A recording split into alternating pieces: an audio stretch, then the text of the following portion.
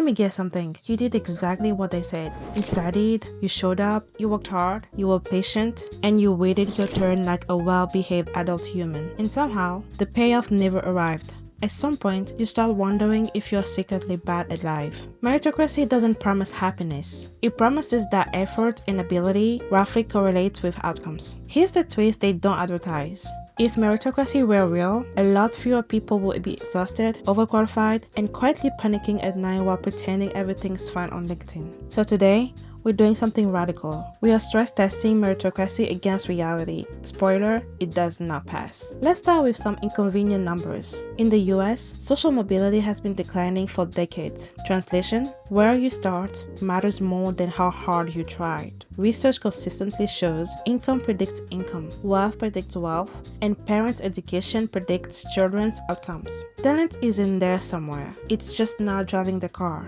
If meritocracy were real, your zip code wouldn't matter this much. And yet, here we are pretending grit can outwork geography. Talent is adorable. Access is lethal. Imagine we have two equally talented people. One has connections, a safety net, and room to fail. The other has rent, debt, and one mistake before disaster. Now, guess which one takes creative risks? Guess which one can intern for free? Guess which one gets discovered? And finally, guess which one gets call-driven? Talent without access is like a sport car without fuel. Very impressive, but going nowhere. Education was supposed to be the great equalizer. In practice, it's more like a funnel. Elite schools don't just offer better education. They offer networks, status, automatic credibility, recruiter shortcuts, and access to opportunities that never get posted publicly. Meanwhile, student debt quietly turns risk-taking into a luxury item. It is hard to chase opportunity when your loan balance is breathing down your neck like an unpaid intern from hell. Meritocracy loves resumes. It quietly worships pedigree. If hiring were merit-based, interviews would test competence. Instead, they test cultural similarity, confidence, performance, and how well you mirror the interviewer.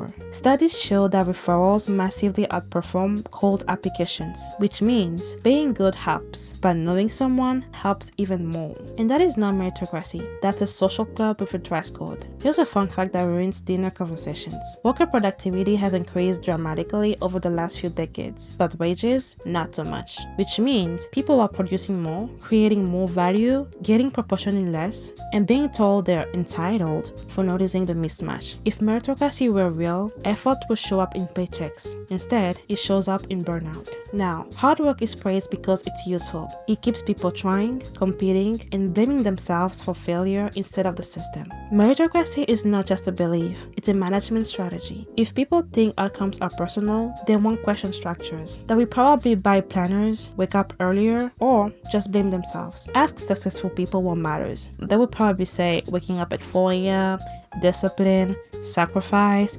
vision, manifestation, you name it. Now ask them follow-up questions and eventually you will hear, I happened to meet, it just worked out, or I was in the right place. The right place, huh? Lack is always there. It's just aggressively downplayed. Why? Because admitting lack feels like cheating on your own story. Here's the cruel part. When meritocracy fails, it doesn't apologize. It gaslights. It doesn't say, oh, the system is flawed, but you didn't try hard enough. And that turns structural problems into personal shame.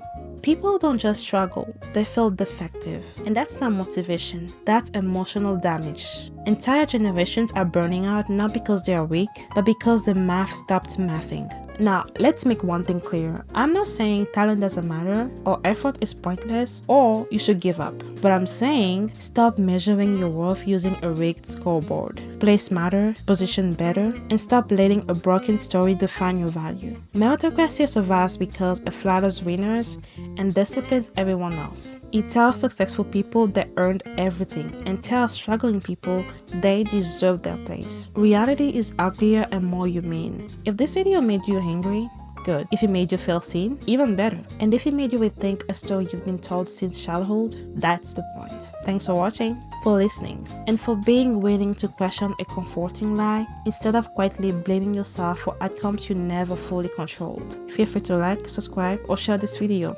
Until next time, stay curious, stay kind, and remember, there are a lot more stories like this, and they all crack a little when you look at them too closely.